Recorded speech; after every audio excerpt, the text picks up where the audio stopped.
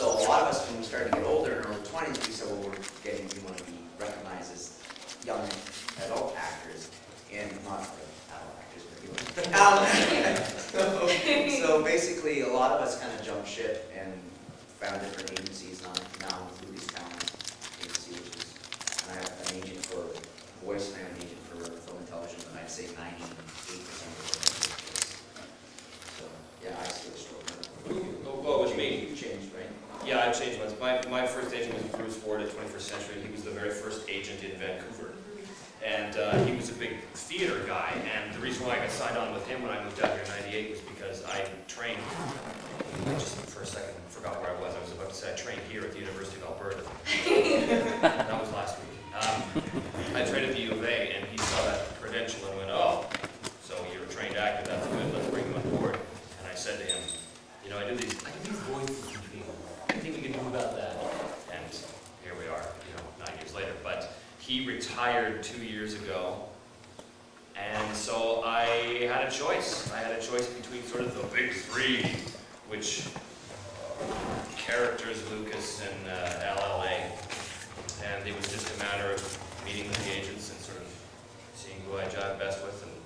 And now my agent at Characters is also retiring. Gail's retiring, yeah. So I'm going to go freelance. But apparently your replacement is phenomenal. That's what they say. Yeah, or work at the agency when she's coming back. Yeah. Who? Carolyn something or other. Carolyn's coming back. You know Carolyn? I do. She's wonderful. Thank you. Yeah. You got nothing to worry about. Nothing to worry about. So, yeah. And who are you with? Well, I started with Gail and at Characters, and then I had a falling out with my principal agent at Characters, and so I ended up going to Kingtop. Oh, yeah, yeah. So I'm with Ellie Brown. With everything. No, this is mine. Oh, I Other questions? Okay, Anyone? I got one more question before I go and let's run over and see if I can catch the last of the autograph session. This is also for Trevor. You got involved with teaching a voice acting class with, I don't know what the organization was. Cap but College was the first one. Yeah, Capilano College. How did you first get involved then? Like, did they come to you or did you come to them? Not really. Okay, the story's different. I don't remember. I think I sort of started to think, hey, maybe I should. Oh no, I do remember. I do remember. When I first got to Vancouver, I looked in the back of the Georgia Strait and I saw a bunch of people advertising courses, not just for voice, but for everything. Courses. Come on, take this weekend shop, $300, and I'll teach you to be a star. Blah blah blah blah blah. And I went, oh no, this is clearly crap. I don't agree with any of this. So I remember for a long time I thought, you know what would be great is to have a course where people could actually learn something. You know?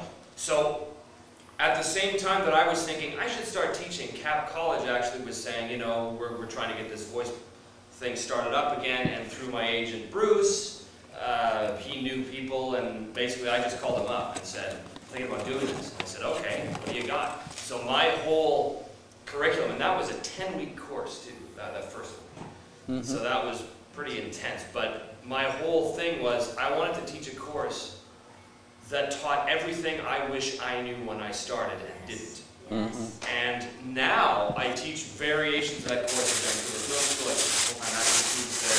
I teach at Studio 58. I come and do sessions with them. I do a 4-week course at Langara. I still go up to Cap and do stuff there. But now I have one of the components of the course is studio etiquette.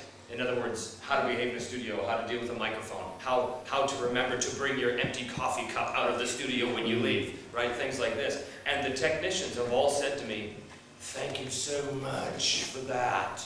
Because, you know, they have a lot of pet peeves that a lot of people when they go into the studio just don't even think about. It's too late to train all the people that have been doing it for 18 years. I hope the next generation's better behaved than you guys. That's right.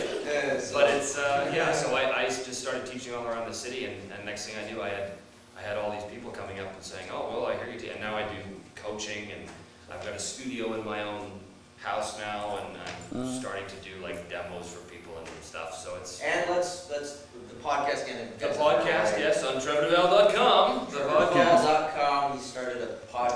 Shameless which now plug. has, I understand, over 600 listeners. And it's only been up for just over a month now, so that's kind of cool. Basically, it's basically Trevor interviewing some of the top voice talent in Vancouver. Yes, and I'm going to get to everybody at some point. You had better.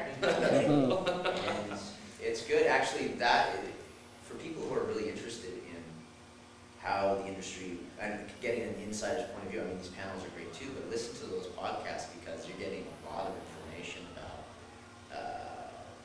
how it works in the studio and little inside anecdotes about what goes on and this and that, and it's actually a really good way to get into understanding how the actual kind of circle of voice work works in Vancouver. Yeah, I mean, my whole thing was that we get asked the same questions at these conventions all the time, over and over again, and I thought, well, why not provide a show where people can hear Michael Dobson give some advice on how to get in the business, or Sam Vincent, you know, talk about his first experiences, or whatever, or Anna Cummer, and how she keeps getting interrupted in her panels at conventions. Maybe on her show, she'll talk about that. And it's also an opportunity to shamelessly plug anything that we're Yes. Exactly. Yeah. Exactly. But it's pretty cool. I mean, it's turning out really well, and my last episode was live from Animathon in Edmonton, and Vic Magnana was my guest, and so it's cool. There's going to be a lot more coming up. Kelly Sheridan's the next guest, and after that it'll be Brian Drummond, and Scotty McNeil is going to be on there, and I'm going to get to everybody at some point. So yeah. How do you finance it? Do you sell advertising on it, or how do you do it? Finance it? There's no need to finance because we're all coerced into doing it. And we don't mind, we don't see this as a thing. Well, they love to hear themselves. Well, listen, I've listened to my own podcast twice now. We were just joking on the way over here, is that Trevor was trying to set up the show, and this is the first show, so he wants to get what this show is all about, what's the premise, blah, blah, blah, and he's got, you can tell he's all this whole format, and I just start right in, just goofing off, joking, making jokes. He's like, anyway, this is football. And what we're trying to do here is like, Trevor, that's funny. Yeah, great. Longest introduction ever. Yeah, 15 minutes it took to introduce the show. Yeah. But you should have known that when you I know. invited me as the first guest. You were great.